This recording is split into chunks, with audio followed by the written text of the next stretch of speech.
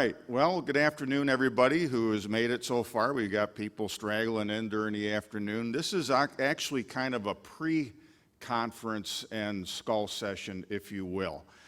This is to kind of set the table for what we're going to do the rest of today and this evening and through all day tomorrow. The themes we're going to talk about, and I've got a little slide presentation I'm going to go through here in a minute.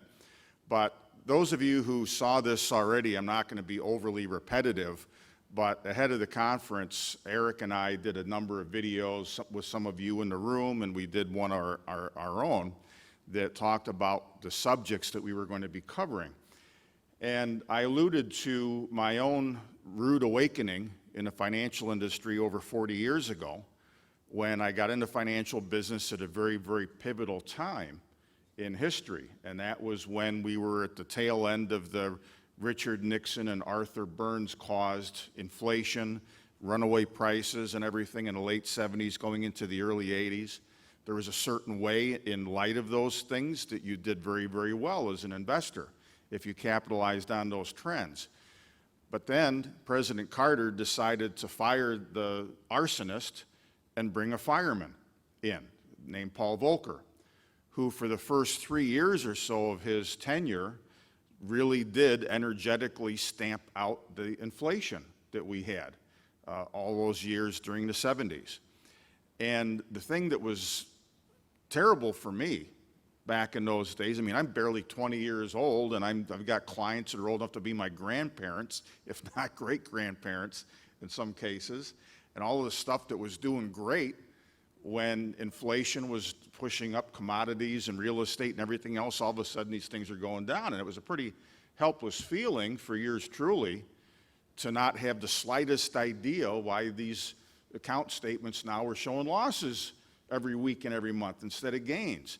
And I asked the firm I worked for, I asked the wholesalers of the mutual funds that we were selling that had turned around and now going down.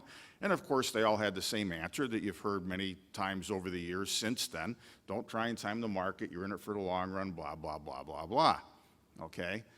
And looking back, any idiot should have understood that when you have a complete 180 in Fed policy, you're going to get a certain reaction. You better get out of the way. So that really bothered me back then, and it gave me some resolve to really dig down and see just what makes this system tick. Why do the markets do what they do? You've got to look at the monetary system. You've got to look at the Federal Reserve. You've got to look at the very makeup of money. I think it was John Adams who once said that all of the perplexities and confusions of man are basically comes down to credit. John Maynard Keynes talked about the ongoing process of inflation, eroding people's wealth over the years, taking our liberties away as well, but doing so in a manner that not one man in a million is able to diagnose. Well, they don't diagnose it because people like me who are working for Wall Street type firms, people today working for Wall Street type firms, they're not taught to understand this. They're not expected to understand it. Their job is to bring assets under management and so forth. So I say all that as kind of a preview because we today, in my view, more so when we look at all the moving parts, are at another very critical juncture in market history and probably when all is said and done in world history, for the world economy, for the balance of power in the world and so forth. So on the screen you see the themes that we're going to be talking about. There are companies here that are going to address some of those themes. I'll talk about that also in a few minutes. We've got the stagflation, the great stagflation as I've called it. Only a year ago, and in fact last May, we had not a full-blown conference like this, but we had a little impromptu dinner get-together with, we have 35 or 40 people, I think, something like that here last May one night. And even then, when I gave a rendition of what got us to the point we're at right now, where we're looking at stagflation, I would not have said, and I didn't say a year ago, that the stagflation unfolding now before us was going to be as bad as the 70s and early 80s. I'm here now to tell you it is going to be far, far worse than what we had in the 70s and early 80s, and for a variety of reasons. Doesn't mean you run for the hills, doesn't mean you go down in your bunker with your dried food and your gold coins and your guns and look out the window waiting for either the black helicopters or the rapture or Joe Biden's new disinformation czar to show up, because we still have to live life. There are still things that you need to do as a citizen and a consumer and an investor that will protect you as well as help you profit from some of these things. You know, one of those things is a new energy crisis. You know, as of yesterday, the NASDAQ is down somewhere in the neighborhood of 25% from its all-time high. And yet, if you've been in uranium stocks, if you've been in some of the battery metal stocks, if you've been in conventional energy stocks, if you've been in some of the right healthcare and defensive stocks, some of the right yield stocks, you've made money. And I'm going to talk about that also in just a minute, where you're going to hear a lot of examples of that over the course of this weekend as well.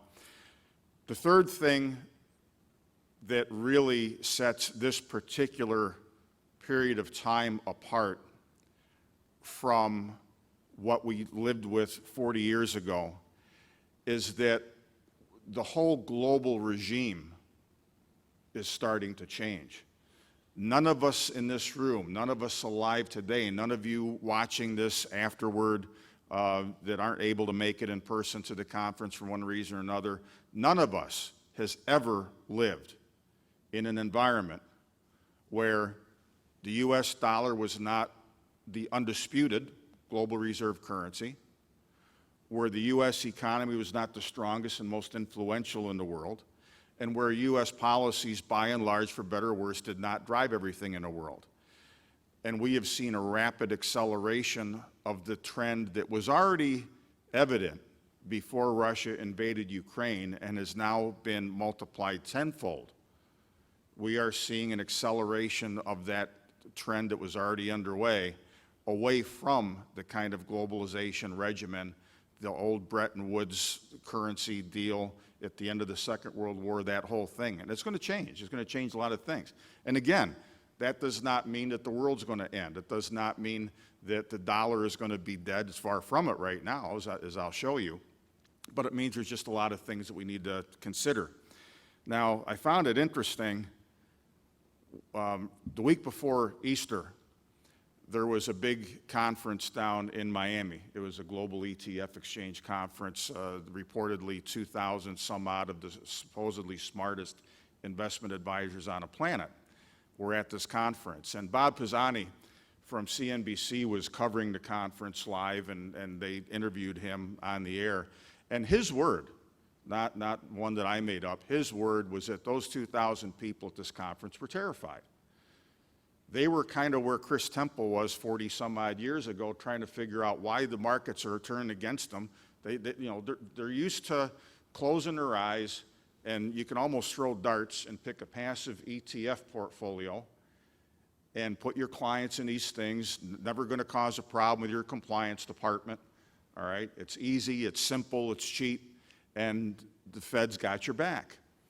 Well, all of a sudden, the Fed doesn't have your back. All of a sudden, inflation is the worst in 40 years with no sign of it relenting anytime real soon.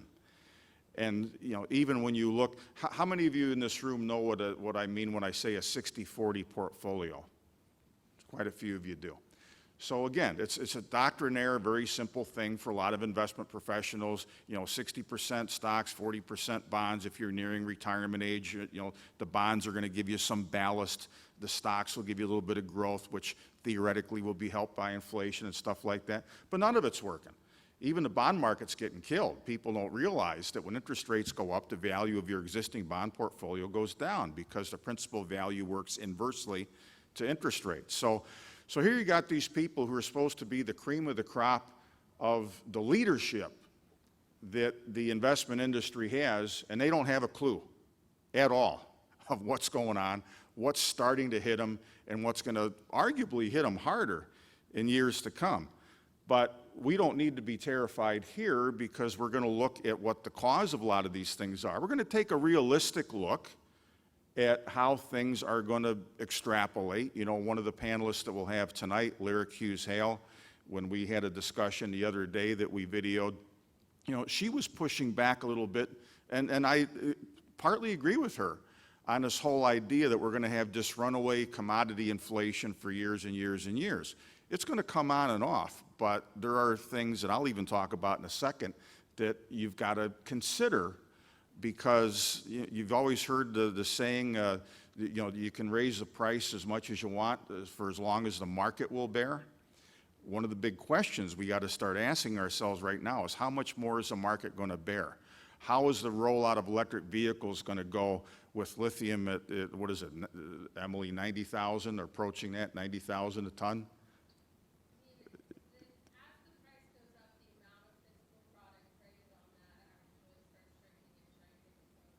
Yeah.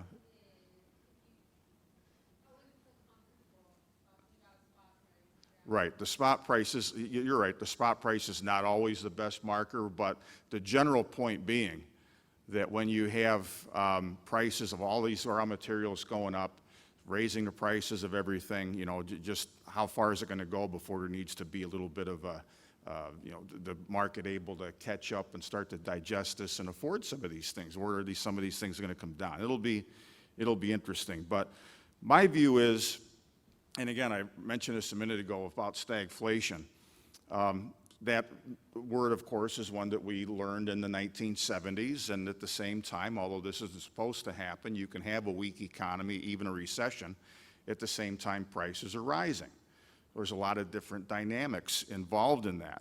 You know, what got us to this point, and the reason why, even with the market pricing in a fair bit of Fed tightening so far, and we'll discuss how much more may or may not be coming, when you realize that in just over 2 years, using the COVID pandemic as the excuse, the Federal Reserve has created 30% of all of the dollars ever created in just the last 2 years. There's still lots of liquidity out there. There is a lot of money still. Mortgage rates have more than doubled, yet in many areas the housing market has not blinked. Some areas it has, more so it hasn't. I can tell you, coming from Florida, which certainly these days is not the national average, you just cannot believe the amount of money being thrown around right now in Florida, whether it's new construction, whether it's people buying existing property, whether it's the vacationers. I mean, I was telling a couple of people a bit ago when I left Orlando yesterday to fly up here. This is crazy busy, more than it was before the pandemic started. It was just an absolute zoo down there. You can't get a hotel room. You can't get a parking spot in a lot of these big cities. So there's a lot of money out there. So the prices still have got enough liquidity out there to stay elevated. The Fed, of course, is slow. We all know that. Even the Fed half admits it the other day when Jerome Powell raised interest rates on Wednesday. I remember one of the questions in a press conference, everybody in the room was laughing because the question had to do with him belatedly acknowledging, gee, I guess I really did overdo it, didn't I? Well, yeah, you did overdo it. So again, we're not going to see any relief, generally speaking, to prices for a while. The two biggest reasons, and this is one of the keys, folks, which is why I've got it in bold. It's always been that the two biggest factors that drive consumer and business price inflation are labor and energy. Now, the average American is still not getting wage increases sufficient to keep up with the cost of living, but it's less bad than it was, relatively speaking. There has been some room.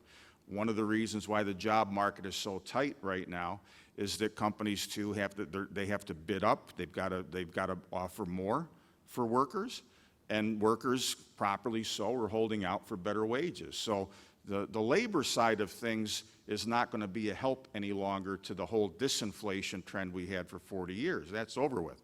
Energy, which I'll talk about in a minute, we've had such horrible policy planning that we really are, as I said on the earlier slide, at the beginning of a new energy crisis. We don't have nearly enough development. There's been a lot of disincentives to development, and yet as a country and as a world, the demand for power goes up constantly because of a growing population, because of countries that are developing nations now. They're trying to get more of the good things in life and be more of a first world country, et cetera.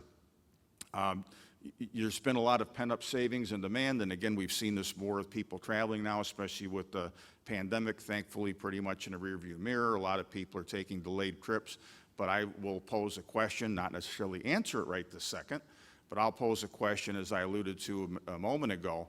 Just how far is that going to go before people say, all right, they just say, uncle? You know, I'm going to hold back. I'm not going to take that trip. I'm not going to go to that hotel. I was at a conference in Miami, well, one of the ones I was at earlier this winter, and the hotel room, nice place, that 2 years ago was $900 a night, was $1,700 a night. Same place, same room. And in a lot of populated areas and a lot of popular areas for conferences and for, you know, whatnot, for vacationing, people are, while they can get it, they're getting everything they can. You know, people have still got their little nest eggs are sitting on from sitting at home and getting the stimulus checks in some instances as well. And I do believe that the stag is going to become more and more evident in the months ahead when just the, you know, the momentum of all of this mindless spending, the monetary stimulus is going slightly, ever so slightly into reverse. The fiscal stimulus is not what it was. We are going to start bogging down even as prices stay high. And the real question now, and if you follow the market activity this week, you know, it's Dr. Jekyll 1 minute on Wednesday after the Fed meeting and Mr. Hyde yesterday. The last I looked before I came downstairs, the market was gyrating all over the place, but pretty close to even today. Will the Fed break something? I mean, I'm one who's of the opinion that before these interest rate hikes meaningfully slow the economy or throw us into a recession, we will see the Fed break something in the market. So it's comical in a way that we've got a lot of people now thinking that Jerome Powell is going to take off his Arthur Burns hat. For those of you who don't know the history, Arthur Burns was the Fed chairman that was appointed by Richard Nixon. And when Nixon took us off the gold standard and gave us a completely fiat currency, it was Arthur Burns who was the one that cheapened the dollar way too much.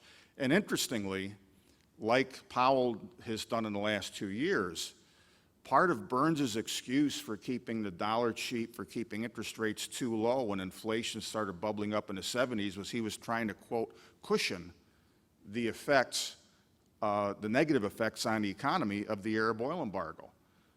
Well, it was an oil embargo.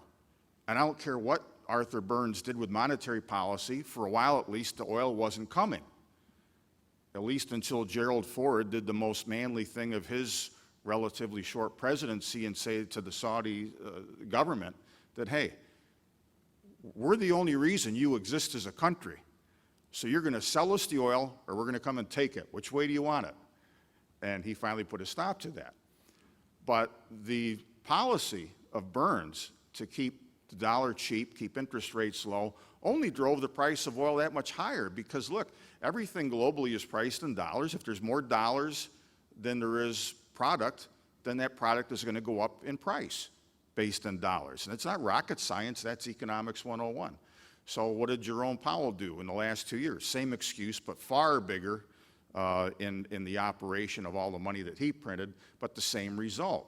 And it's comical when you hear him talk about, well, you know, part of inflation isn't really my fault, it's the supply chains. Well, if you really believe that, then you don't keep interest rates at zero when inflation is going up, because again, if its supply chains are broken down and we can't get these goods and so forth, guess what? Nothing you do is going to change that. And this nitwit admitted it the other day, that nothing he's going to do is going to change that.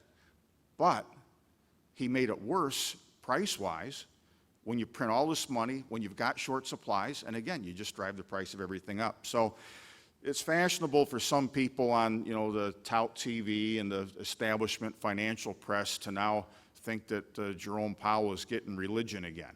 You know, when he himself, and don't ever forget this, and some of you may remember anyway, when he first got in this job just over 4 years ago, he started raising interest rates. He wanted to normalize monetary policy.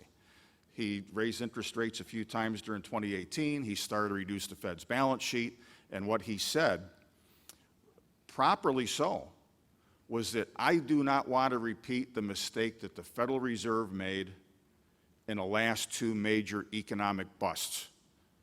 And he laid right at the Fed's own feet the 2000 to 2002 stock market crash and recession, as well as the one in 2008, and he pointed out that it was the Fed's fault for allowing things to get so hot for so long and create all these financial imbalances, is their favorite euphemism, that the markets crashed and took the economy down with it. So what does he do?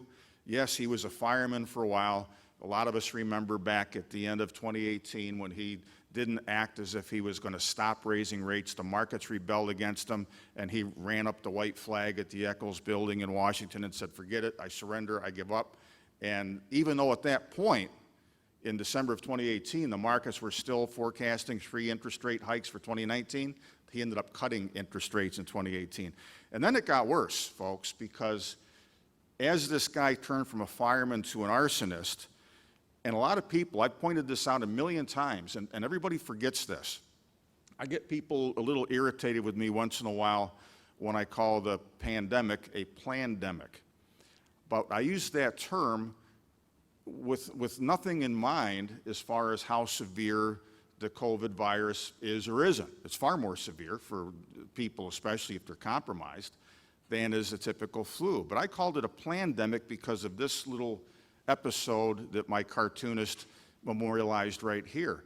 Out of nowhere, in September of 2019, several months before we heard of this pandemic and the COVID virus and so forth, out of nowhere, Powell announced that he was having to shovel hundreds of billions of dollars into the overnight repo markets. The plumbing had sand in the gears. It did not have enough overnight liquidity. And you can go back and Google stories at that time in the financial press.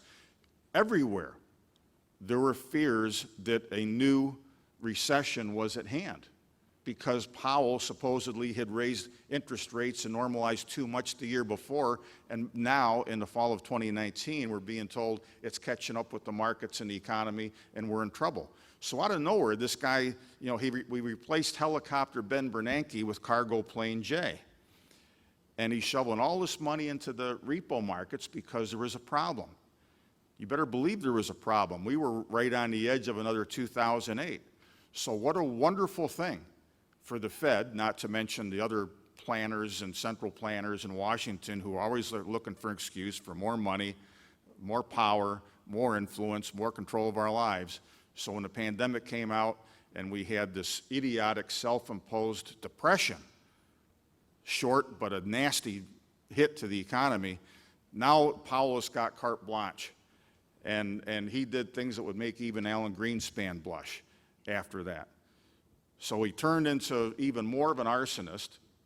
And we all know the story that for all of, most of the last year and a half or so until he finally realized he overdid it, this guy's telling us inflation is transitory. Yeah, you got a 5-alarm fire, your house is burning down, but the fireman says, don't worry, those flames are going to go away on their own. I don't need to intervene here. Right? But now, he does have to intervene. So this wonderland that they were telling us that we had, where inflation can go up and interest rates stay down and it's all going to go away, it's all going to be wonderful, didn't really work out that way, did it? So now we're not in Wonderland. Now we've been hit over the head with a 2x4 of reality when it comes to Fed policy. And finally, starting to admit that, yes, maybe inflation does exist. And I promised a couple of guys earlier I'd make reference, since we're in the Chicagoland area, to that wonderful, iconic local movie, The Blues Brothers. So if you remember the scene when Jake, John Belushi's underneath that sewer drain, that big sewer drain or something with a car, and Carrie Fisher's got a gun pointed at him wanting to know why he stood her up at the altar. So here we've got Joliet J. trying to explain to the average consumer that inflation's not his fault. You know, it's COVID's fault. It's greedy landlords. It's price gouging meat packers. It's price gouging gas stations. More recently, of course, now it's Vladimir Putin's fault. It's everybody's fault but his. And the guy where inflation starts doesn't want to own up to it. And again, the other day, in half of a joking way, he sort of did. So now, with this political pressure, he's back to being a fireman again. And I'll warn you this, and I was having a friendly argument earlier this morning with a lot of you know Mickey Fulp. He and I do a week-ending podcast that's on Kitco and a bunch of other stations. And he wanted to talk about how Powell chickened out, and that's why at first the markets rallied on Wednesday when he ruled out a 75 basis point hike. I think that's an overstatement because we are going to get perhaps numerous 50 basis point rate hikes ahead of us.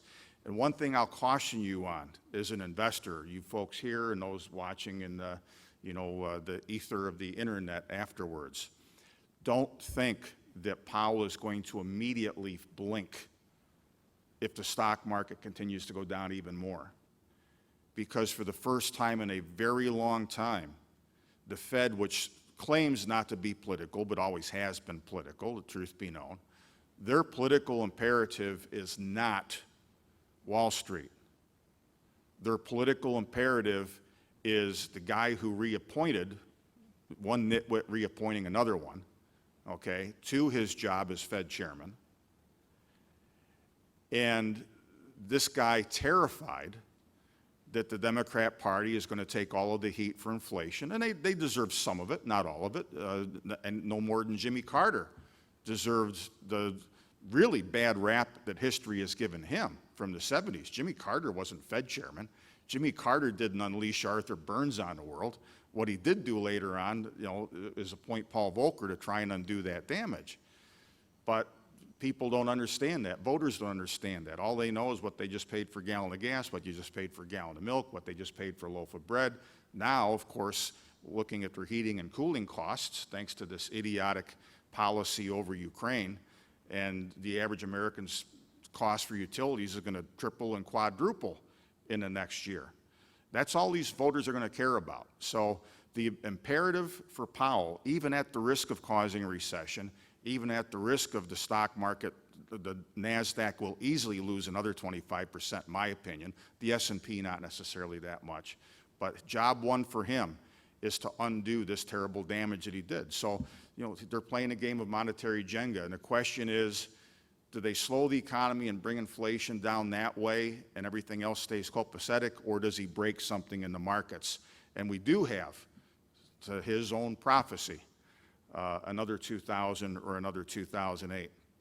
So the question is, which of these sticks in the Jenga game, if they pull out, might upset things? There are two charts that you need to keep an eye on as an investor right now that are both at very, very important points. The first, this is the chart of the bellwether 10-year Treasury note yield.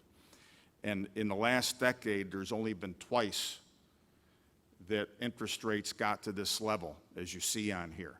We're there again.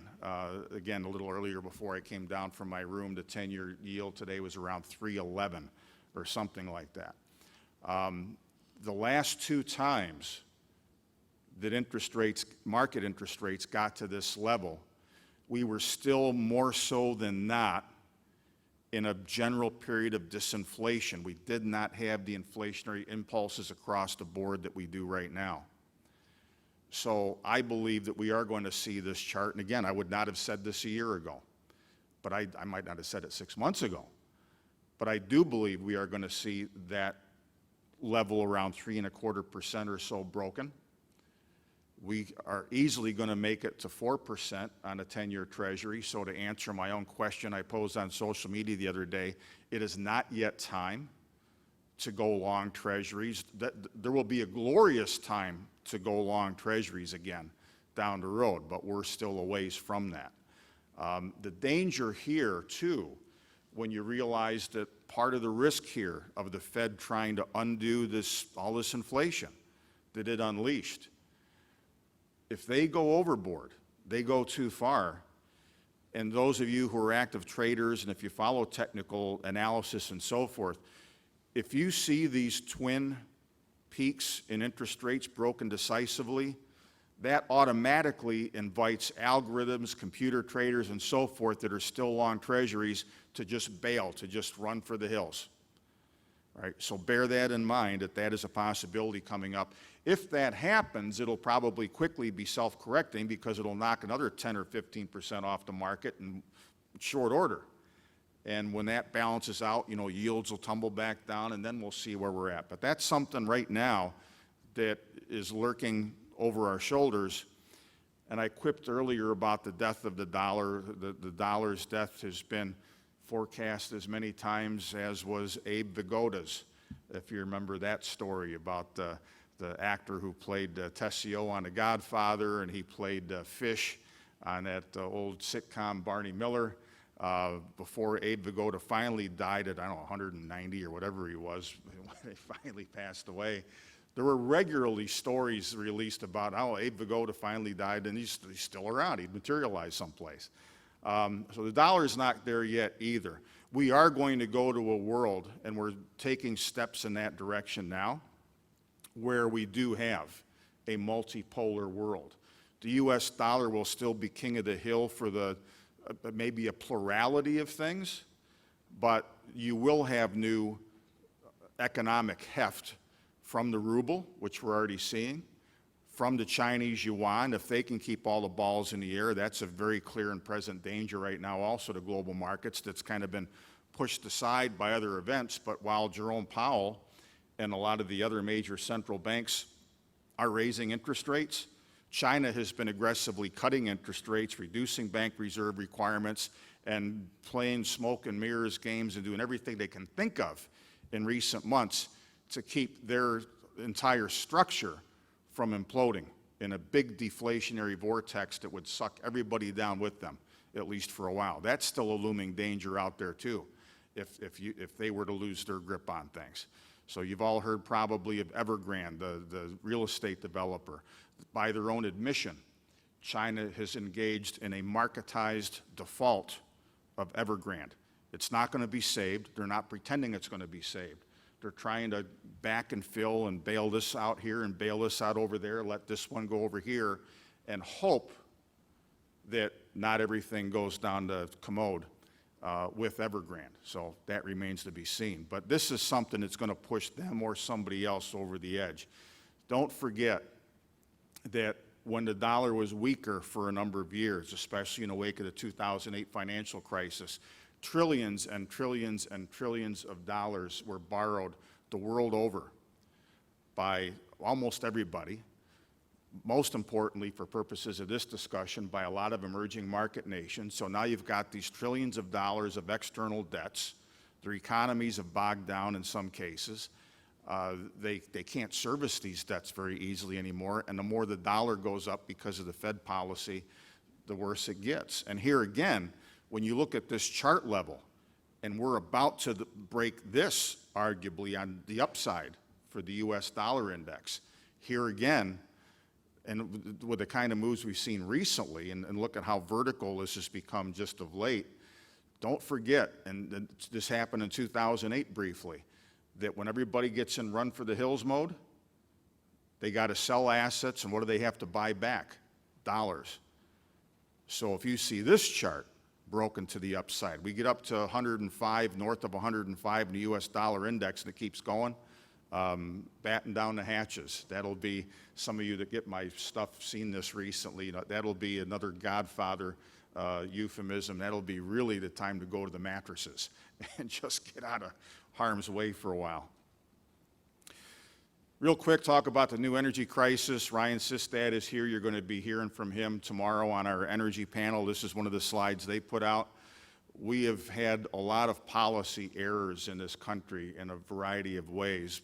Presently, we've got an administration that has not been the best help for the electric vehicle industry they claim to want to foster. You know, you don't have a goal of having half the vehicles on the road by 2030 that are newly produced being electric vehicles, and then at the same time, here and there and in a lot of different places, you slow down or flat out stop development of the kind of resources that we need in this country to produce those things. This is another thing my cartoonist did on that same subject, you know, Pharaoh Biden, you can't have materials, but your tally of EVs shall not diminish. Kind of like when the Pharaoh got mad at Charlton Heston and said, "I'll fix you." All right, well, now we can hope, and we'll hear about this from Ryan tomorrow and from Emily and from others on the panel. There are some glimmers that some people in the administration finally get this now. The president, a few weeks back, enacted the Defense Production Act, ostensibly to try and accelerate development of some materials domestically. We'll see what happens. But we would never have gotten here, and I'm not going to pick on just President Biden. Both political parties for decades have been derelict in the kind of planning that was really needed. On a screen here on the left, you see the longest-serving Democrat woman in the House, Marcy Kaptur from Ohio. Very much an old-school Democrat, all about bread and butter issues, you know, Joe Sixpack, Sally Soccer Mom, and so forth. And I wish that this was available now. I don't know how to get it. I contacted her office back when. They didn't keep a tape of this. But years ago when I was watching, you know, on C-SPAN, they have these special order speeches. And at the end of the day, a congressman or congresswoman can get up and spout for 5 minutes or on whatever subject they want when the regular business of the House is done. You know, something, human interest story, a pet peeve of theirs, whatever. And I really wish that her words were available today because, again, this is going back close to 20 years, but she made the point that we are in very deep trouble as a country. We need to have something now, and she said this years ago, on the order of the space program, on the order of the Marshall Plan at the end of the Second World War to rebuild Europe, and we don't have it. You know, when we have the, quote, left in charge, and I'll oversimplify to make the point, it's all, we're going to get rid of fossil fuels, and we're all going to have windmills and solar panels and clean up the world, and it's that easy. No, it's not. Then Republicans get in and say, drill, baby, drill. We'll just exploit the environment and resources that aren't going to last forever, perhaps, even more. But no planning, nothing about sustainability, nothing about efficiency, and neither one of those approaches works, but they're what lobbyists have demanded and gotten paid for and made a lot of money on over the years. So Marcy Kaptur was correct when she said we needed to do this. More recently, you might have seen a news story several weeks ago of Jamie Dimon giving an interview and talking about, in the context of what's going on with JP Morgan Bank, what he sees for the economy and things like that, he was making the very same case that, look, if we don't get our act together with where our energy is going to come from over the next couple or 3 generations, everything is suspect in the economy. All lending, all economic activity, everything is going to be suspect, so we better figure that out.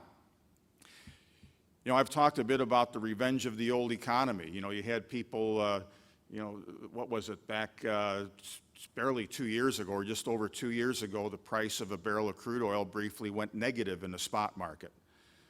There was a lot of time even since then that if you were a natural gas producer trying to sell gas in some of the markets in the Northeast, you literally could not give it away. Bill, Western Canada, you couldn't give it away. And now look at what these prices are. You know, we've gone from negative prices to $8 and change. I think it was backed off a little bit today for natural gas.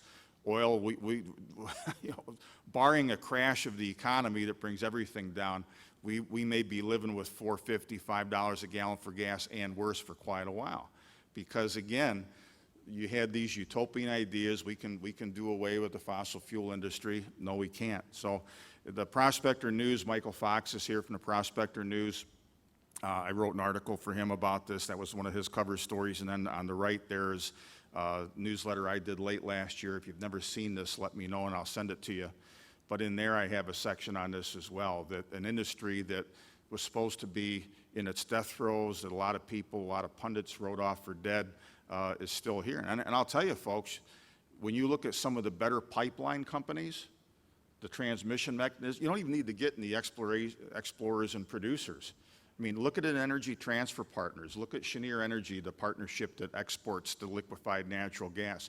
Look at Enterprise Products Partners. These stocks have all been doing very well, even with the market getting hit. You got yields of anywhere from 5 or 6 to 9% on this stuff. It's a no-brainer. And if all we see happen in the coming couple of years or so, give or take, is that the percentage representation of energy stocks gets back to what it was 20 years ago in the S&P 500, energy stocks from where we're at today will still triple. So even when you see the overall market getting hit, there's a lot of opportunities. I have pointed out numerous times that Janet Yellen is Treasury Secretary for the primary reason of enforcing from the Treasury standpoint this new green economy that is supposed to be unfurled and rolled out for us in the coming years. She has made it a fashionable thing for pension funds, for others to disinvest from fossil fuel companies to show how politically correct they are. She has made it fashionable for Wall Street firms to be shunned if they invest money in new projects. And yet the people around her, including the guy that hired her for this job, act amazed when the domestic oil and gas industry says, oh no, I don't think we're going to develop any more projects and be able to increase production that much. You don't want it, our shareholders don't want it, so we're just swimming in money, we'll just pay it back to shareholders.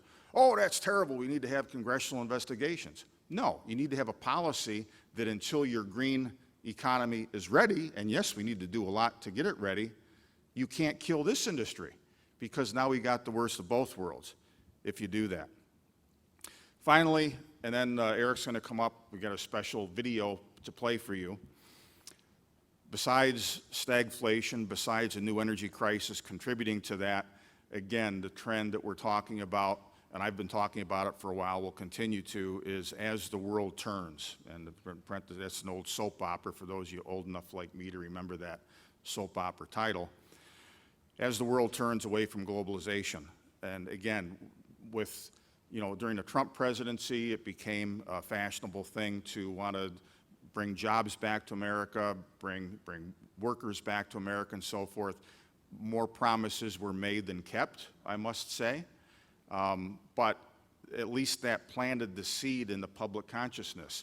In many respects, President Biden has continued some of that, which I applaud him for, because we need to do that. And then what really brought this all home with the pandemic was when we realized that we can't even get masks and some vitamins and some pharmaceuticals and some just basic, simple medical gear in this country, because that comes from China. So all of these things now have been adding one to the next, and it has accelerated the debate about how do we start to figure out what we're going to do in our own four walls so that we're not dependent on China. There's this smug idea that some have that we don't need to mine things in this country. We don't need to have all of these supply chains in this country because, China, who else is China going to sell this stuff to? How about Russia and India? How about Eastern Europe? How about some of the other Pacific nations? I mean, that's a pretty silly way to make plans, and that sure as heck isn't what Marcy Kaptur and Jamie Dimon were talking about. That's not that kind of planning, okay? Ron and Sana made a really good point recently where to kind of encapsulate this whole thing. He said that we have all become accustomed as consumers wanting the cheapest goods and services, as businesses wanting the cheapest labor and all these efficiencies. We have become accustomed to everything in the world being done purely on cost and on ease of fluid supply chains, wherever those supply chains were from. Now we are being pushed, no choice in the matter. we are being pushed into a place where now we've got to answer all of those questions with security and also with cost. Because again, one of the ways in which there's been pretty pitiful planning by the powers that be is that even if you didn't have the security things, with these new systems of carbon taxes and credits and so forth the world over, you still have to look at, all right, is it going to cost less if we mine a ton of nickel in Minnesota as opposed to shipping it across the ocean? Of course, because shipping it across the ocean is going to cost more because of the tax regimens that are already being put in place to discourage the shipment of those things. So even as a matter of tax policy, as the world's leaders try and get us away from burning too much carbon, that still argues for bringing things closer to home. So I have said that we need to relearn in this country, and we're going to relearn it whether we want to or not. It's a question, do we do it willingly or do it with even bigger crises than we're facing right now? We are going to relearn the Monroe Doctrine. How many people remember what the Monroe Doctrine is or was? Some of you? You know, as the young, relatively young in those days, United States of America was growing and feeling its oats, and you know, we want to expand our influence and our lifestyle and so forth. There was still this very deeply held belief on the part of the people that came to this new world to worry about our own backyard.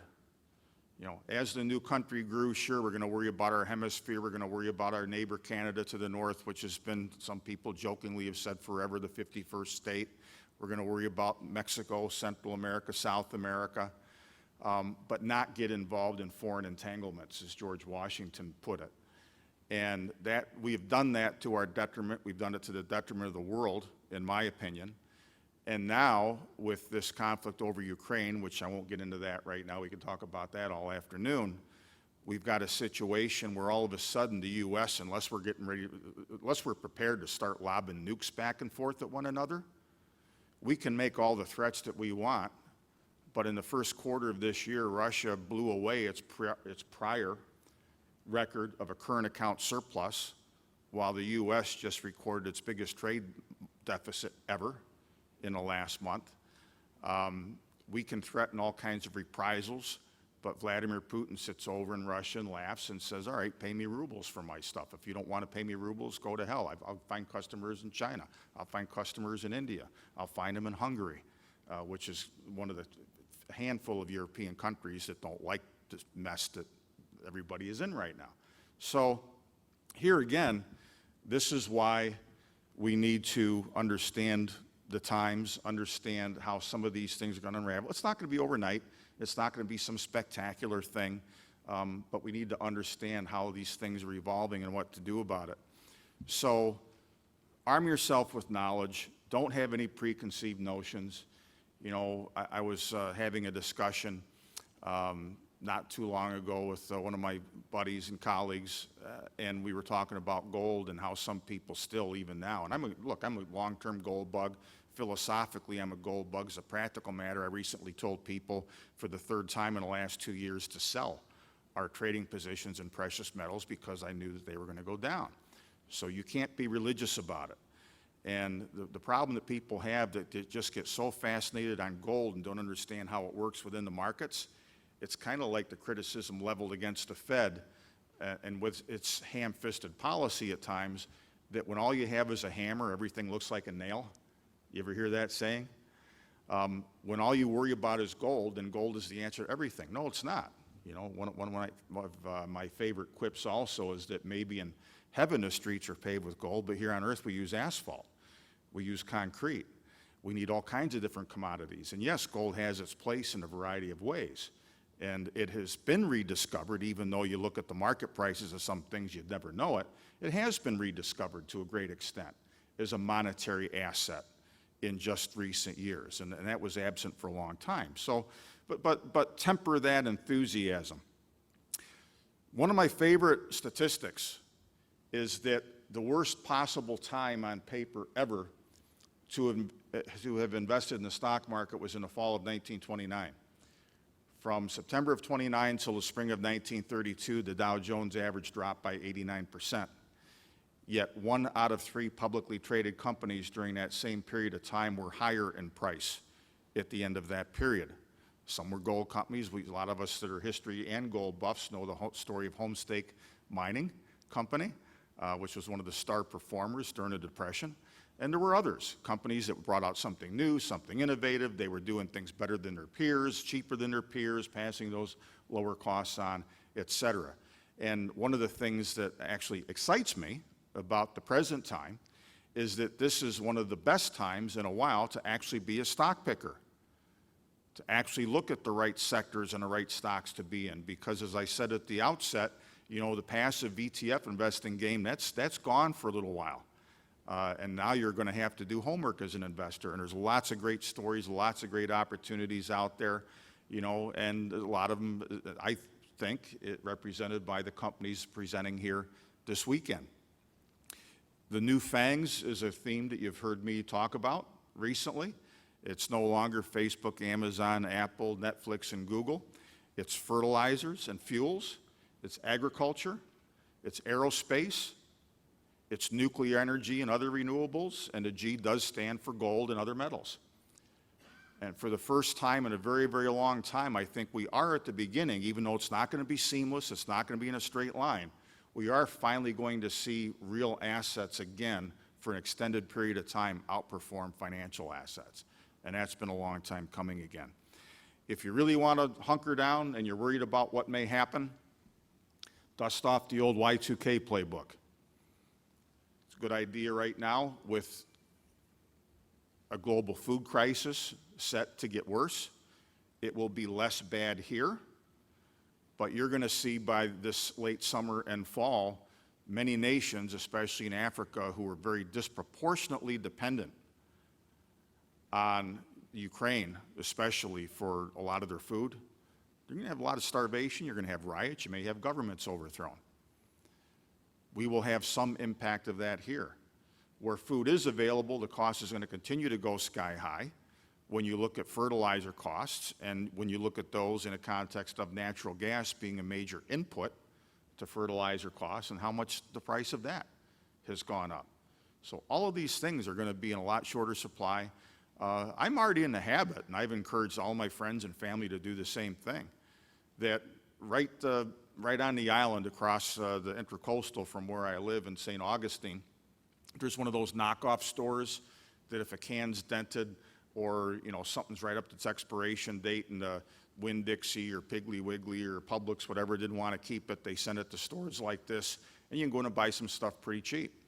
So start spending, you know, $30, $40, $50 a week, get dried beans, dry soup mixes, other non-perishables, other canned stuff, in case this does get a lot worse in the coming months and even couple of years. We don't know how long this is going to last over in Ukraine and in Russia right now and how it may spread.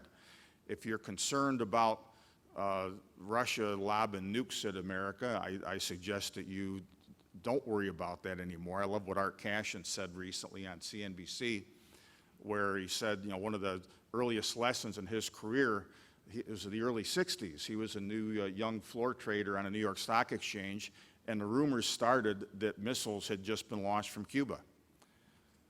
So Cashin is running around with a bunch of sell tickets in his hand trying to figure out how to unload stuff, and a mentor of his took him aside and said, wait a minute. You don't sell missiles in the air. You buy missiles in the air, is what this guy said. If it's really true, it ain't going to matter. But if it's not, you're going to benefit from everybody else panicking, all right? What you do need to worry about, realistically, or more realistically, in my opinion, and a good friend of ours, David Tice, who years ago ran the Prudent Bear Mutual Fund. He's been a speaker at this conference in the past. He's come out with a new documentary that'll really, this one might keep you up at night. It's called Grid Down. And it's a very up-to-date and very well-done documentary on the risk to our power systems in this country, to our electricity grid, and to our communications grid and infrastructure.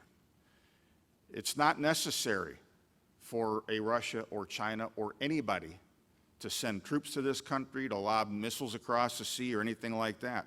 Tomorrow, if they wanted to, they could shut down a good part of what makes these lights come on and what makes our cell phones work and everything else, at least for a time. So I would suggest, if you're concerned about global events getting much worse, get in the habit of taking a screenshot of your bank and brokerage accounts every week, so that you've got something fairly recent that if for a little while we don't have juice to look these things up in real time, at least you've got something. And last but not least, one of my pet peeves is that, you know, I learned it the hard way years ago after banging my head against the wall for so many years, involved in conventional politics for a while, that we are never going to have things fixed from the top down. And so I'm all about community in the program. You'll see some reference to one of my new labors of love that I'm finally going to be unveiling soon on the theme of building an economic lifeboat. Get to know your friends and neighbors again. I made the comment back during the Y2K time. Well, that's the Fangs. I already talked about that, Eric. I made the comment back during the Y2K time that if all of those things had really happened, if communications broke down, the power grids broke down, you know, bank accounts, you couldn't figure out what you had for a while, what was so bad about that? You'd learn to sit at the dinner table again with your family. And maybe not everybody on their phone while you're sitting eating dinner. You'd learn your neighbor's name, which you may not know, may not have known. You'd start to learn other people's names in your community. And you get back together as a community like people used to in the old days. We've all heard from family and friends Depression-era stories about how people in local areas banded together. I don't think it's too early to be worrying about things like that, whatever happens with all the rest of this stuff. So anyway, just some themes I wanted to share with you as we get things kicked off. And now, since he unfortunately couldn't make it in person, a guy that's made me look pretty darn good in the last few years, Taso Arima, you're going to watch a video recording that he and I did not that many days ago to talk some of the broader themes, a little bit about his company, his newest company, IperionX now, I take that back, they just changed the name, that's about to be listed on NASDAQ. Taso, of course, was the founder of Piedmont Lithium, which 2 years ago was my best recommendation. The stock was $5, $6, $7 a share. They announced their offtake agreement with Tesla. The stock went to 80, and it's held most of those gains since then. But Taso is a guy who, one of the top handful of people in this country when it comes to being close as a businessman, as a company founder now for the second time, and as a matter of policy to what's going on. So, and that's, of course, one of the big themes for the weekend. Well, and as said, folks, we're going to get right into it with our first guest, really, of Strategic Investment Insights. And he is my friend Taso Arima, who is joining us from a distance, but here in spirit. Taso, thank you. Thanks, Chris, for having me. And sorry I couldn't be there in person. Well, look, it's a nice and welcome problem to have that you're busier than all get out. I've said it before and I'll say it now for the folks that I can count on the fingers of one hand the number of people in this country in the minerals space that are as important as you are.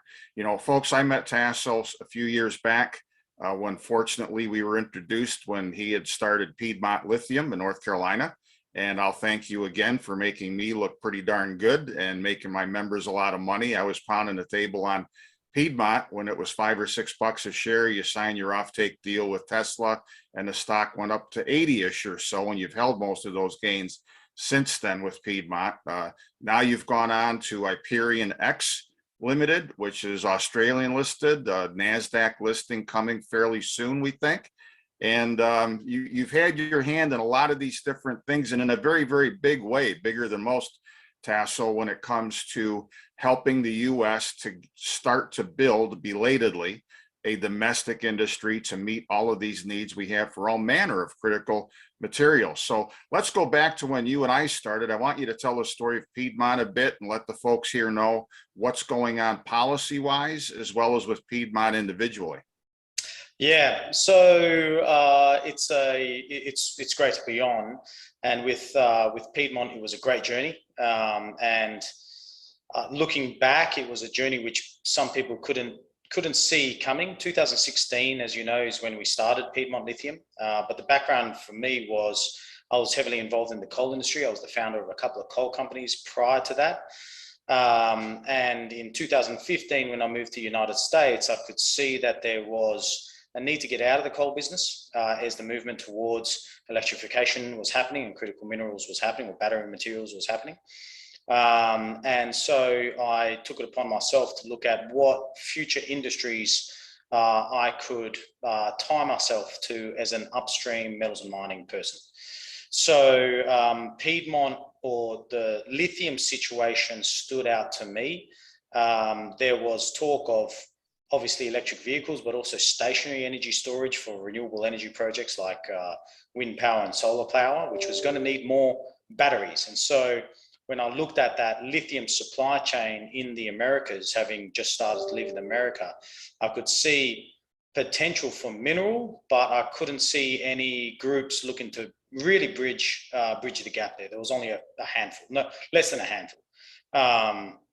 So I started Piedmont Lithium with the intent of bringing back lithium production to North Carolina, which was the historic home of lithium production from spodumene, the mineral in hard rock, to lithium chemicals, what we need to put into batteries. So it was a great journey. It helped me and my team understand what we need to bridge the gap with here in the Americas. From a policy perspective, I think the government's come out with some policies or some incentives via loan programs and via grants that are going to assist greatly. Piedmont, I stepped off the board of last year, but last year they did announce that they were in the program for the loan program office. So the loan funding for that. And there's a range of other programs or grants and incentives that have been introduced or are being introduced in Congress today to help spur the growth in those materials. With Piedmont though, you know, we talk about it being, I think it's like $70 today, has been up towards 80. But if you really look into the future and where the comparables are today, like Lithium Americas, which is also listed, but two, where I think it could be, I think there's a big journey still ahead of Piedmont. I agree. And folks, we're going to hear later in the conference from Keith Phillips, who now runs Piedmont. He'll be on to tell us about that company, give us an update. Now it's a multi-asset company, not just North Carolina. And the thing really, Taso, that astonished me, when being from the east part of the U.S., I never realized the extent to which the Carolina tin spodumene belt was really the birthplace of the lithium industry and the lithium processing in this country. And so it's great that that has been brought back. So it tells you something, folks, that we've got a lot of things in our own backyards that have been long mothballed, long since forgotten, and poof, here they are at a time when we desperately need them.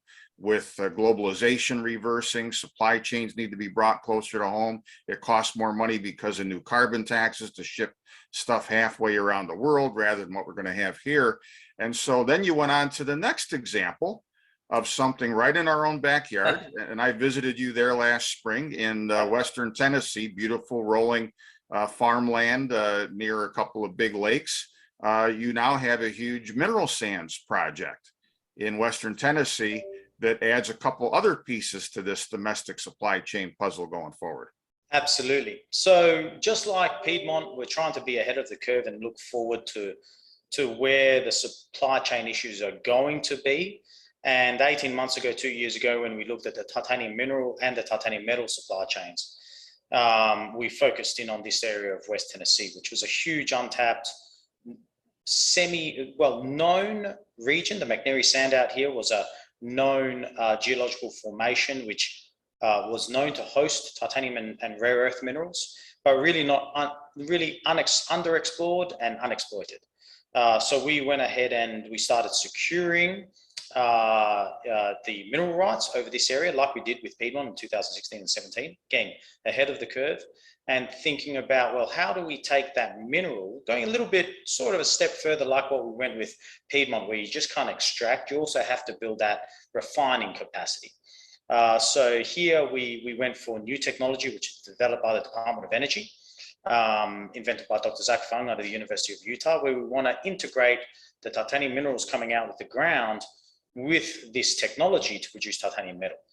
So a bit ahead of the curve back then, thinking about how do we reshore titanium minerals, some byproducts like the rare earth mineral supply chain as well, which we have in quantities there in the McNary sand, and then how do we take those minerals and make it metals. Fast forward to today though, and similar thing happened as what happened in lithium. Everybody woke up in lithium and said electric vehicles are coming. Well, unfortunately, it was the Ukraine-Russia situation that highlighted our dependence on titanium metal. Titanium metal is what steel is to the construction industry. Titanium is to, say, the defense industry. It's the highest strength to weight ratio of any other metal, corrosion resistant, heat resistant. It's a superior metal in all regards to, say, steels and aluminum, but it has been historically expensive, and historically it's been produced overseas. So right now it's produced in quantities in Russia and China. So for us, we've hit a point now, just like we did in Piedmont Lithium, where everybody's woken up and gone, we need to reshore this supply chain. And for us as IperionX, we're really the only company here looking to do it from ore to mineral and creating a fully circular solution as well, being able to take that scrap and put it into the supply chain as well. Well, I want to get to the scrap because this technology that you just alluded to is remarkable and nobody else has this. But I want to take a bigger picture look just for a second first, Taso, and tell us about just how dire the situation is from an independence, a minerals independence standpoint. Mm-hmm. How much, I mean, we're going to hear later on about uranium in this conference and about how we've got almost 2 billion pounds of uranium resources in the US. We mine none of it for the most part. We get half of it from Russia, Kazakhstan, and Uzbekistan, basically. All of our enriched uranium comes there. We're in the same boat or worse when it comes to other things, including titanium, which I think, as you and I spoke recently, is just about at the top of the list as far as the Defense Department, the federal government are concerned right now for what they really want to get their heads around first, isn't it? Absolutely. So from a mineral supply standpoint and a metal supply standpoint, we are dependent on titanium mineral imports for our paint and pigment industry.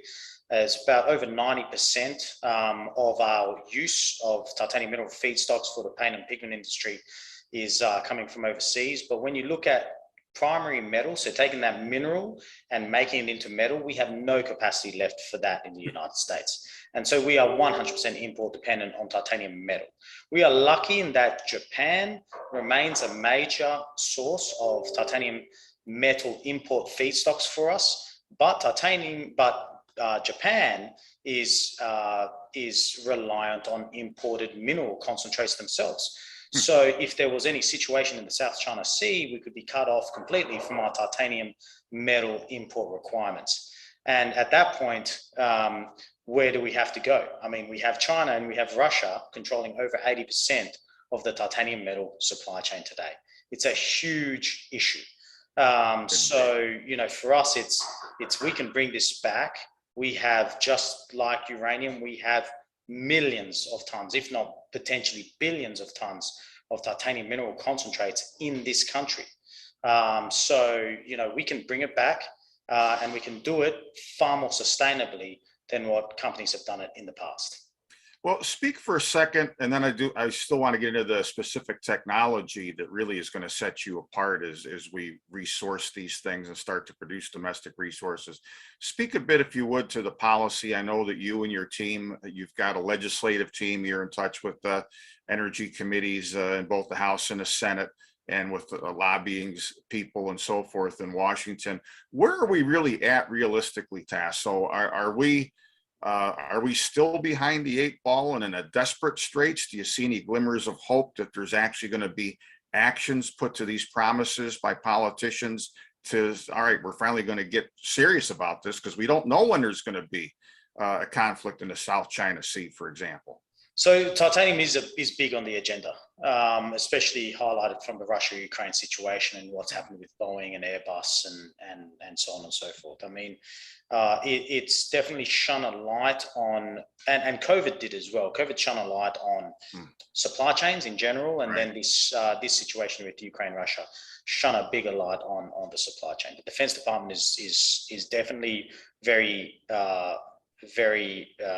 cognizant of it, so they understand it, and we're starting to see a lot of support come through from the DoD, but also the DOE on it, because this is for us in particular, it's a technology which not only can reshore a cleaner way of manufacturing titanium metal, it can also be a metal which can be superior and used as a substitute to aluminum and stainless steel, and make those products better as well, make them lighter, more energy efficient, make them last longer because it's far more corrosion resistant, so it's a longer lasting product, for instance.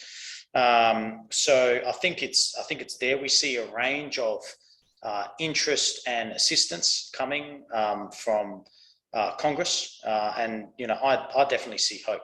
It takes time to get that money or to get that support and progress the development of these projects. But if you look at this technology that we've secured, it was funded by the Department of Energy from almost 10 years ago. So they have been there supporting. They have now in the last year, 2 years, as especially around COVID hit, I think there's been an increased focus on it. And so I have a lot of hope that with the way capital markets are now appreciating the need for these supply chains, and with government support coming, that we can, I'm hopeful that over the next 5 years, we can reshore a big chunk of these supply chains and help bring it back to America. Well, and speaking of that, with the capital markets, Taso, you hit with Piedmont. There was an offtake deal, 2 years or so ago with Tesla that was announced for some of the future lithium hydroxide production out of that project there in North Carolina. It's been suggested that other than Elon Musk, who is Tesla's head, that none of the other car makers or battery makers, but the car makers especially, really get the issue that we are way behind as far as these minerals are concerned. Is it going to take a Musk acting even more like a bull in a china closet and just wholesale buying assets and putting a gun to the head of regulators to say, look, do this, rather than waiting for a lot longer period of time potentially for the regulators and politicians to get this right as a matter of policy in their own right? It's a good question. I think that the policies are there already to help, like with the loan program office, for instance. That's something that's there, that's been expanded, that can help substantially with projects. You saw Syrah's project get funded, and I think there's going to be a lot more coming from the Department of Energy. There's been grants and assistance, MP Materials, Heavy Rare Earth facility, 30 odd million from the federal government there. And I think you're going to see a ramp up of support like that come from the government now. But it shouldn't fall only to the government. The government should be there to support and be a cheerleader for industry. So it's not just about money, it's also about supporting industry and saying, we want this to happen here. And you're seeing that with, say, Talon Metals with their nickel project. We hope to see that with our project as well, that there's a wide government support of the projects, whether it be mineral extraction or metal refining. But the biggest support can come from industry. So it doesn't need to be a bull in a china shop just running around. It just needs to be like what Tesla did for Piedmont. It just needs to be the contract support, lending your weight behind it. Of course, investment in it, like in the coal industry, you saw a significant amount of investment come in with offtake arrangements in the coking coal and thermal coal market. This was in 2007, 8, 9, 10, 11, 12, 13, when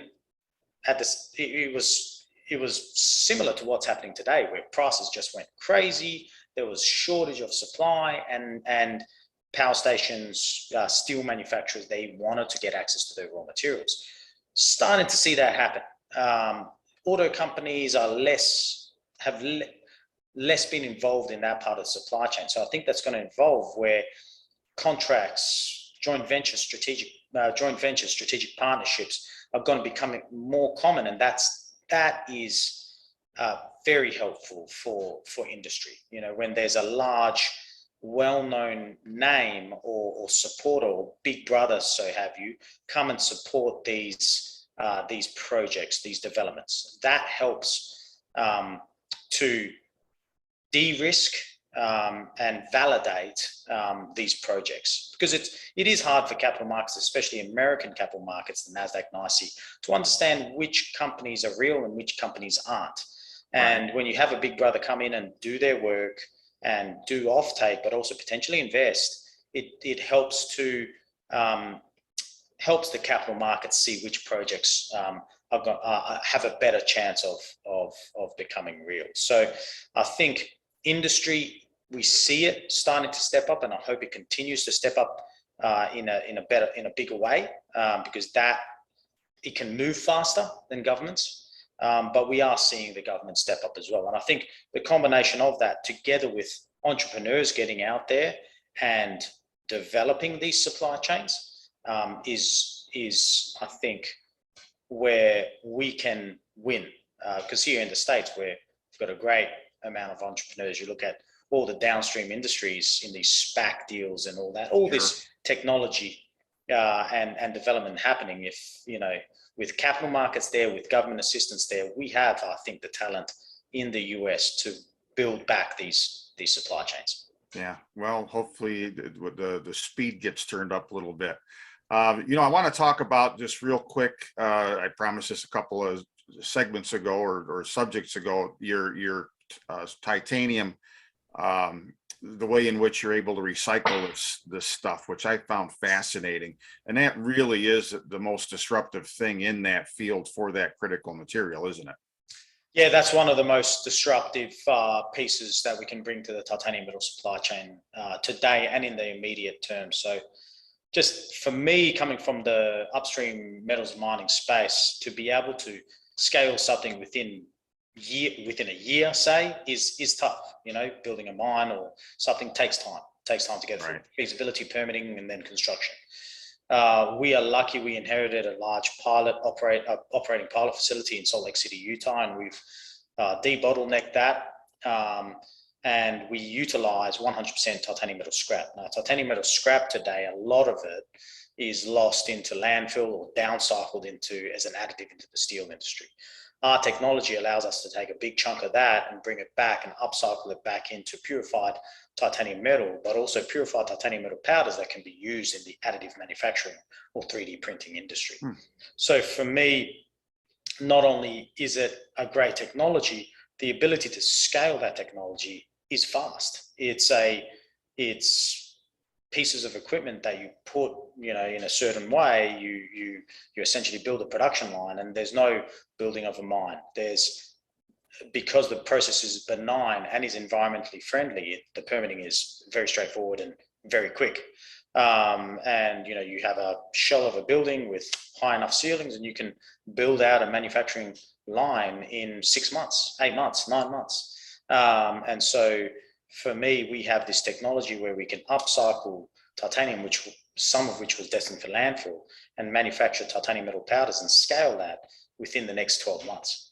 And that's huge for us. And for us, doing that first facility, it's cookie cutter after that. We can scale it, we can scale the individual pieces, or we can just build multiple production lines after that. Eventually, we want to get even bigger. Eventually, we will run out of scrap, and we need our titanium mineral from West Tennessee to continue to grow. But there's a huge opportunity in front of us building a circular titanium metal supply chain today, which takes scrap, which was destined for downcycling markets into the steel industry or landfill, and upcycle that into purified titanium metal powders for additive manufacturing. And so we're really excited about that. Could be a very large business for us, and sort of our toehold or our beachhead into penetrating into that huge stainless steel and aluminum market, which is over $480 billion. Because that's really our aim. Our aim is not just to disrupt with what we're doing, reshore and disrupt the titanium metal supply chain. It's to reshore a titanium metal supply chain, which is also cheaper, cheap enough to produce titanium metal products, which can disrupt the aluminum and stainless steel supply chains. Well, and including too your ability to recycle this stuff, which is relatively less mining and better for the environment, will make some of the environmentalists happier than what might be the case otherwise, of course. It's important, it's important to is. maximize resource efficiency. Even coming from an upstream mineral space, you want to maximize your yield, and recycling is a way to maximize that efficiency of what you pull out of the ground. Yeah. Well, Taso, thank you for your time in this segment. I think that gives people an overview on a few different subjects that you've had your hand in. You're going to be back later on in the conference. We're going to talk exclusively about IperionX, and we'll take a deeper dive into the project in Tennessee and its future, along with, again, talking about the technology that you have just to bring some cash flow sooner rather than later for the company. Any parting words that you would have for folks here from public policy? I mean, investment wise, we all get the story, I think, or should. But from a public policy and even the standpoint as citizens, what words would you have for folks that they should be doing? What information should they be following? How can they be advocates in their neighborhoods? Yeah, we see, the community in West Tennessee out in Benton and Henry County has been publicly supportive of our project and has written letters and to people in Congress, to their leaders. That's what can help a lot because the government is going to respond, needs to govern for the people. So if we can have more people in the United States understand that we can be a sustainable producer of these critical materials, and we're supportive of that because it's long-term, it's, well-paid jobs for the good of the nation. If there's more support coming from the public to leaders in Congress to say, we want you all to support this, that's great for our nation, because they will respond to that. That's good for us. And then appropriate policies and appropriate time and consideration will be given to our industry. Now, I think we're on the road there, and I've seen a lot of support come out of, say, the projects we're doing. But I think from a person on the ground, just be supportive of what we're doing and learn, educate yourself. If you've got any questions, pick up the phone and call the industry and just learn, educate yourself. And if you feel it's right, be supportive of what we're trying to do, or what the industry is trying to do, bring back critical material production to the US. Great. Well, thanks very, very much, Taso. And we're going to be back with you a little bit later in the conference again to talk specifically about IperionX. Thank you. Appreciate it.